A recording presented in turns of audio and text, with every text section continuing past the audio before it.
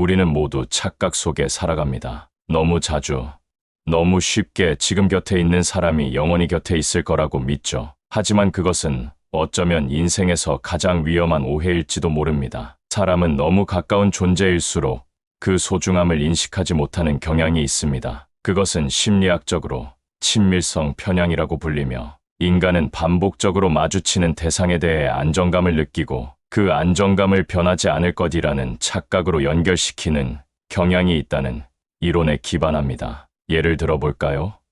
매일 아침 가족과 나누는 식사, 퇴근길에 건네는 연인의 짧은 인사, 혹은 가까운 친구와의 가벼운 연락, 이런 것들이 삶 속에서 반복되다 보면 우리는 그것이 당연한 일상이라고 믿기 시작합니다. 하지만 그 일상이라는 단어 속에 숨은 진실은 일시적이라는 점입니다. 시간은 언제나 흐르고 사람도 상황도 감정도 예고 없이 변합니다. 하버드 대학의 심리학자 데니얼 길버트는 그의 저서 Stumbling on Happiness에서 인간은 미래의 감정 상태를 잘못 예측하는 경향이 있다고 말했습니다. 그는 우리가 현재 느끼는 감정을 기준 삼아 앞으로도 비슷할 것이라 단정하고, 그래서 현재 있는 것을 과신하게 된다고 지적했죠. 쉽게 말해, 지금 내 옆에 있는 사람이 앞으로도 늘 그 자리에 있을 것이라는 믿음은 뇌의 자동화된 편향에 가깝다는 것입니다. 그렇다면 왜 우리는 이토록 쉽게 소중한 존재를 당연시하게 될까요? 철학자 마르틴 하이데거는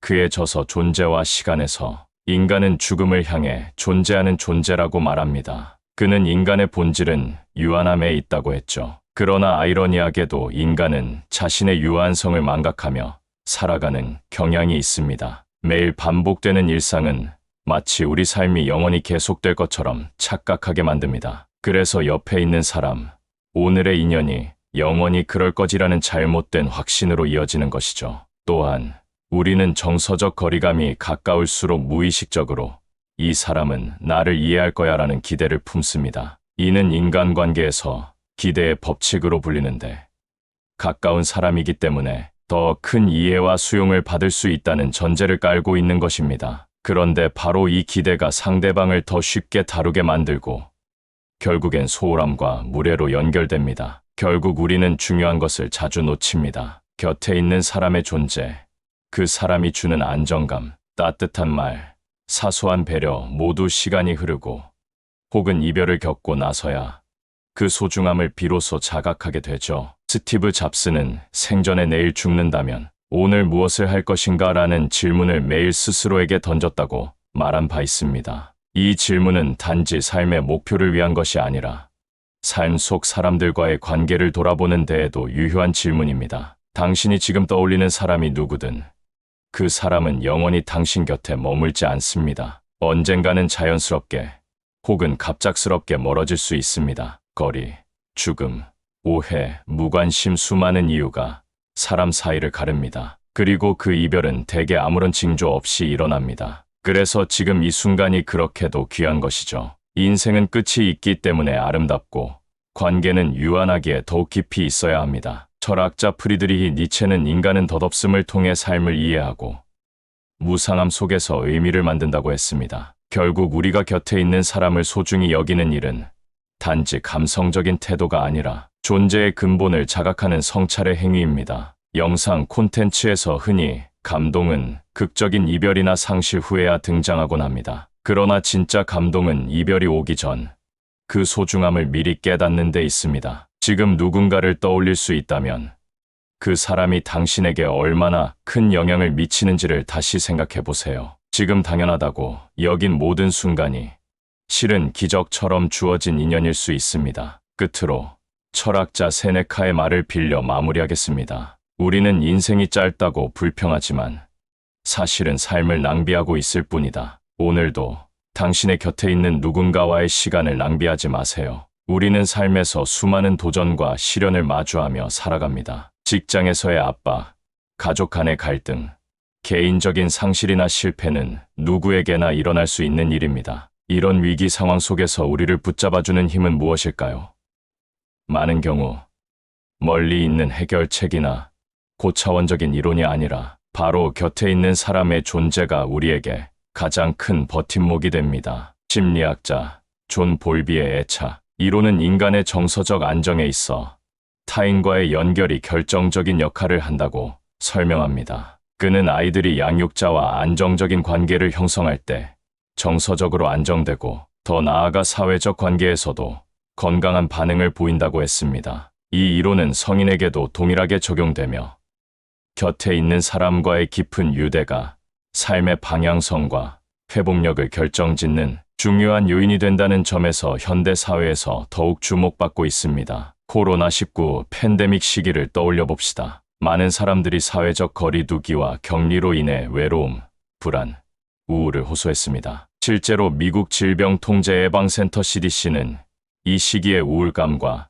자살 충동이 급증했다고 보고했습니다. 이는 단순한 질병의 위협보다도 곁에 있는 사람들과의 단절이 인간에게 얼마나 큰 영향을 주는지를 상징적으로 보여주는 사례입니다. 반대로 같은 공간에 머물며 서로의 존재를 확인하고 함께 식사를 나누거나 대화를 나눈 이들은 상대적으로 더 빠르게 정신적 회복을 이루었다는 보고도 있습니다. 인간은 본질적으로 사회적 존재입니다. 아리스토텔레스는 인간은 본성적으로 폴리스적 존재, 즉 공동체적 존재이다라고 말한 바 있습니다. 이는 인간이 타자와의 관계 속에서만 온전한 존재로 완성된다는 고전 철학적 통찰이며 이는 현대 심리학에서도 반복적으로 검증되고 있습니다. 최근 하버드대 성인발달연구는 80년 이상의 걸친 장기 연구를 통해 삶의 만족도와 건강을 결정짓는 가장 중요한 요소로 좋은 인간관계를 꼽았습니다. 이는 돈도, 명예도,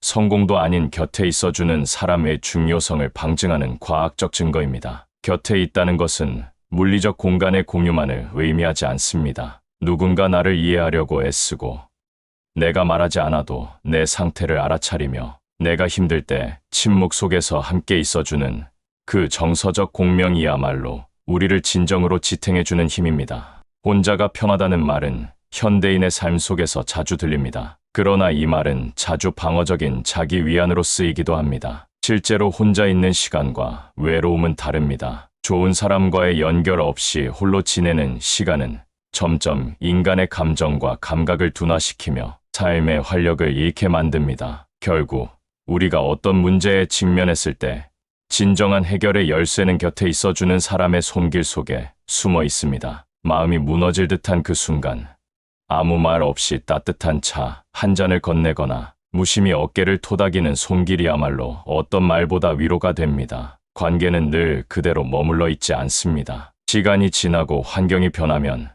가까웠던 사람도 멀어지고 자주 연락하던 이도 어느 순간 소식이 끊기기 마련입니다. 그런데 이런 관계의 단절이 우리에게 얼마나 깊은 흔적을 남기는지에 대해선 깊이 생각해 본 적이 있을까요? 우리는 흔히 시간이 지나면 괜찮아진다거나 사람이 원래 그렇지라고 생각합니다. 하지만 실제로 관계의 단절은 단순한 외적인 변화가 아니라 심리적 정신적 층위에서 크나큰 영향을 줍니다. 심리학자 다니엘 골먼은 인간이 관계 속에서 감정을 공유하고 반영하며 자기 인식을 강화한다고 주장했습니다. 따라서 한 사람의 부재는 곧 우리의 정체성과 감정의 한 부분이 사라지는 체험이 됩니다. 특히 오랫동안 함께 해온 사람과의 멀어짐은 마치 신체 일부를 잘라낸 것처럼 공허함을 남깁니다. 연구에 따르면 오랜 인간관계의 단절은 우울증, 불면증, 자기 비하 등의 문제로 이어질 수 있습니다. 이는 단순히 그 사람과의 시간만을 잃는 것이 아니라 자신이 속했던 정체성과 감정의 일부가 무너지는 과정입니다. 철학자 쇼펜하우어는 인간은 타인의 시선을 통해 스스로를 인식한다고 말했습니다. 곁에 있던 사람이 멀어진다는 것은 그 시선을 상실하는 것이며 이는 곧 자기 존재를 재정립해야 하는 아픔을 수반합니다. 이런 상실은 특히 나이가 들수록 더 깊게 다가옵니다. 중년 이후 사회적 역할이 줄어들고 자녀가 독립하면 사람들과의 접점이 줄어들기 마련입니다. 이때 곁에 있어주던 사람들과 멀어지게 되면 그 상실감은 더 크게 다가옵니다. 오히려 젊은 시절의 시련보다 훨씬 더 깊은 고독감이 밀려옵니다. 문제는 이런 감정을 외부에서 잘 알아차리기 어렵다는 점입니다. 외로움은 눈에 보이지 않고 무너짐은 소리 없이 다가옵니다. 그래서 더욱 곁에 있는 사람들의 존재가 중요한 것입니다. 우리가 서로에게 단순한 친구, 가족, 동료를 넘어 서로의 정신적 피난처가 되어야 하는 이유입니다. 멀어진 사람에 대한 아쉬움은 결국 그가 내 삶에서 얼마나 깊이 들어와 있었는지를 보여주는 지표입니다. 그렇기에 지금 곁에 있는 사람들을 놓치지 않는 것이 중요합니다. 그들이 떠난 후에야 그 빈자리를 실감하는 어리석음을 반복하지 않기 위해서라도 말입니다. 곁에 있는 사람의 소중함을 인식하는 것만으로는 부족합니다. 진짜 중요한 건 그 인식을 실천으로 옮기는 일입니다. 아무리 좋은 관계도 노력 없는 유지는 불가능하며 정성과 주의가 따르지 않는 관계는 언제든 삐걱거릴 수 있습니다. 그래서 우리는 오늘부터라도 구체적인 실천을 시작해야 합니다. 먼저 관심은 가장 기본적인 표현입니다. 단순히 밥 먹었어.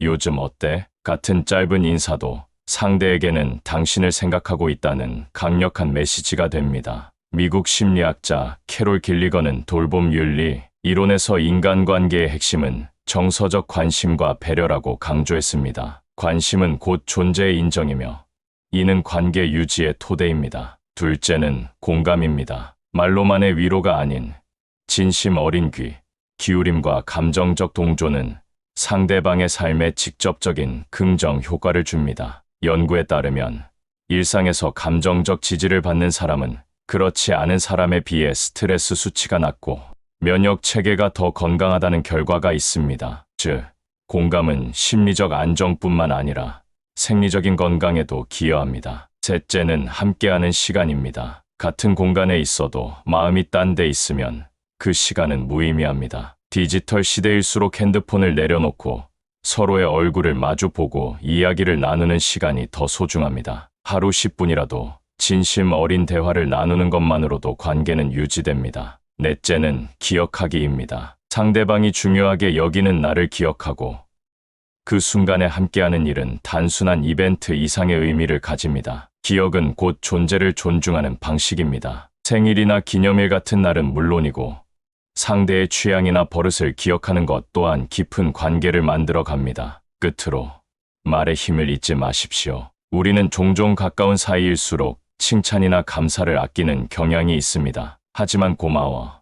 내가 있어서 다행이야. 같은 짧은 말은 생각보다 오래 기억에 남고 관계를 더 단단하게 묶어줍니다. 칸트가 말한 것처럼 인간은 목적 그 자체이기에 상대방을 하나의 고유한 존재로 대하는 언어는 그의 존재 가치를 다시 일깨워줍니다. 우리는 오늘도 누군가의 곁에 있고 누군가는 우리의 곁에 있습니다. 그 사실이 얼마나 큰 축복인지 인식할 수 있다면 지금 이 순간이 더 깊고 따뜻하게 느껴질 것입니다. 관계는 하루아침에 무너지지 않습니다. 마찬가지로 작은 실천이 쌓이면 오래도록 지켜낼 수 있습니다.